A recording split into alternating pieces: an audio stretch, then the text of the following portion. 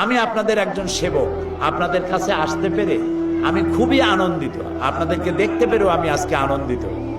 আমি 9.5 বছর জোটের মধ্যে থেকে 4 দলীয় জোটের মধ্যে আপনাদের সেবক হয়ে আছি। আপনাদের নির্বাচনে কে আমাকে ভোট দিয়েছিলেন, কে ভোট দেন নাই, আমি ওইটা খুঁজি নেই।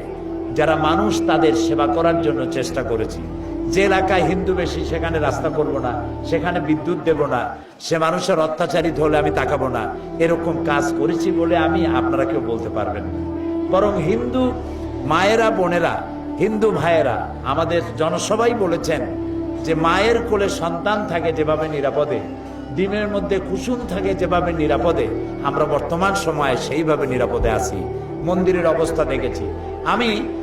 আমি অতি তাড়াতাড়ি আপনাদের এই মন্দির সংস্কারের জন্য 50,000 টাকা ঘোষণা করছি।